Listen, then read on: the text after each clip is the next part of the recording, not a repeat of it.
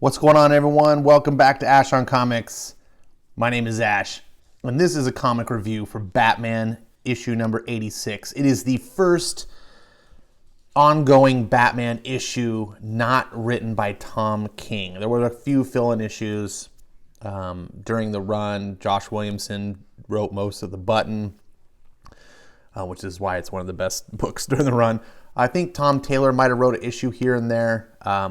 I can't remember, but most of all, they were never meant to be ongoing. This is James Tynion taking over the series, and as you know, there's been a ton of controversy. So many fans more than unhappy with what Tom King had done to Batman. I've been a big proponent when I found out James Tynion was taking over to be supportive. I like James Tynion a lot as a writer. I think he's still evolving. I think we're still finding James at the early part of his career. And, you know, writers oftentimes in comics take a while to come into their own. You know, one of my favorite writers of all time was Chris Claremont. He didn't just jump on X-Men and blow everyone away. The early issues of his X-Men were fine, but they weren't the greatness that would become later. James Tynion is always an acolyte of Scott Snyder, who's a big favorite of mine. And he's been writing Justice League Dark alongside Scott. He's also been writing some fill-in issues of the main Justice League book. And I really like what he does. He's got a good sense of comics and what makes comics the medium that it is, especially superhero comics. My favorite of the New Age of Heroes was Immortal Men. And that was a James Tynion project. And I absolutely love that. I miss that book. It's still one of my favorites. I miss it so much. That DC was stupid to murder the whole New Age. I knew not every title should live, but a few of them should have lived, and Immortal Men was one of them. Anyways, here we are on Batman number 86, starting now, The Dark Knight's most dangerous story yet. Tony S. Daniel makes appearance as the artist. Now, of course, he's not going to stay on as the artist, because I think Batman's still continuing to run bi-weekly, if I'm correct. And DC just can't. Tony can't do a bi-weekly. No real artist can do a bi-weekly book, and that's unfortunate. I wish it would go monthly. I wish DC would invest in putting really solid artists, but DC does at least have a pretty good stable of artists that they rotate through the Batman books, both this and Detective. So hopefully the art stays really consistent. Green Lantern Legacy. Cringe every time I see it. We get an opening with Batman having sort of an internal monologue. I really like Batman being written this way. And getting into the head of Batman, he's one of those characters. It works really well because he is a detective, and sort of getting to see how he thinks as he's putting together the solution to the crime, or putting the pieces back to solve the crime. It's very interesting. Also, getting into his head for as far as motivations, what drives him to fight crime. I really like that. And this one is thematically about Batman dealing with something Alfred had told him about, hey, you're running around in a suit and you're saving the day or whatever, but you ever think about not going out and just putting your efforts into building something that'll last? Because Batman can't be around forever. Little does Alfred know, apparently, that Scott Snyder came up with a way that Batman literally will be around forever. Tony S. Daniel is not my favorite artist. I think he's a fine artist.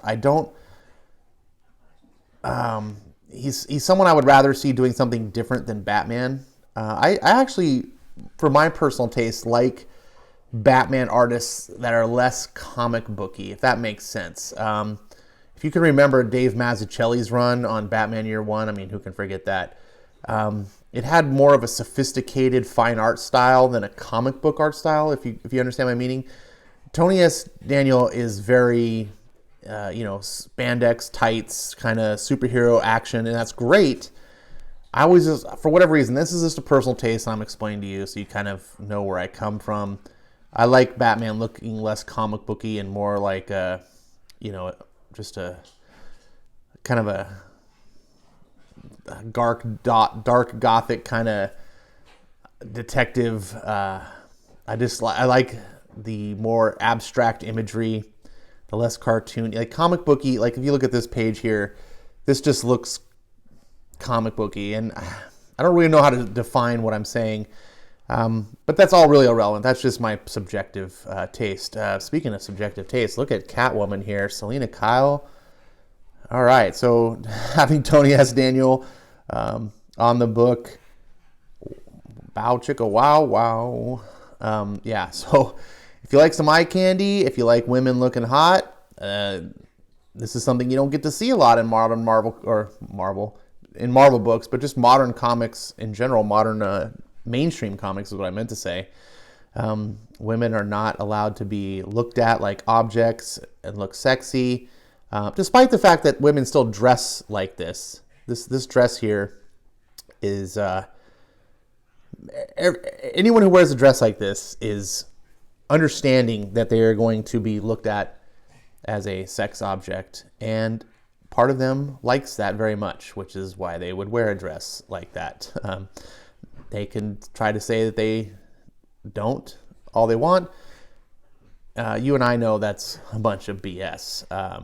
So Alfred is sadly missing from this book because Tom King and the higher-ups at DC decided to unceremoniously take away the most important supporting character in Batman. It's absolutely retarded.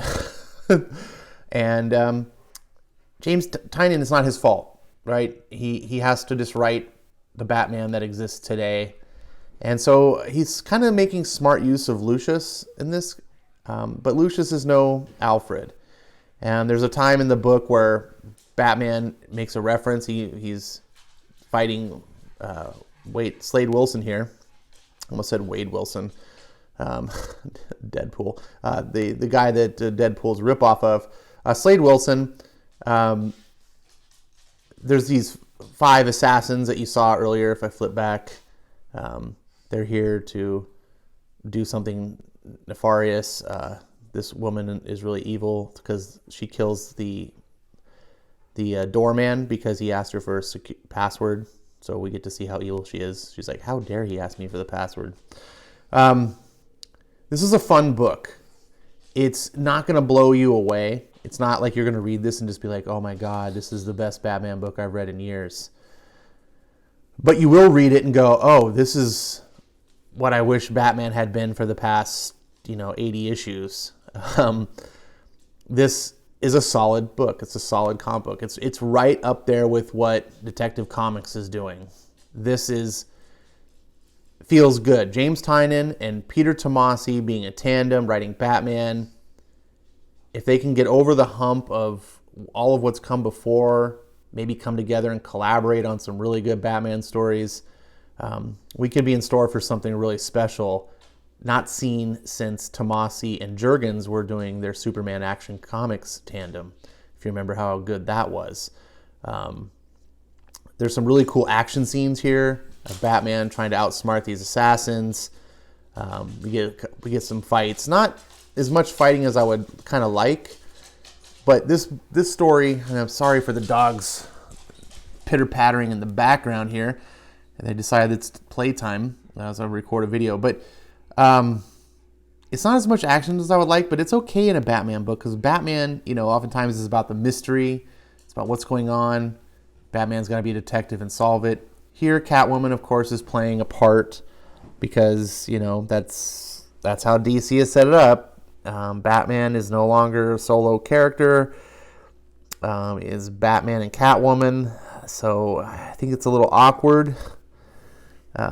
Because Batman is Batman, and I know we're gonna have a Batcat miniseries, but anyways, I don't want to get off into the weeds on that. But Tynion writes it pretty well here, and she apparently seems to be involved in what's going on, or I should say, is involved in the origins of what's going on.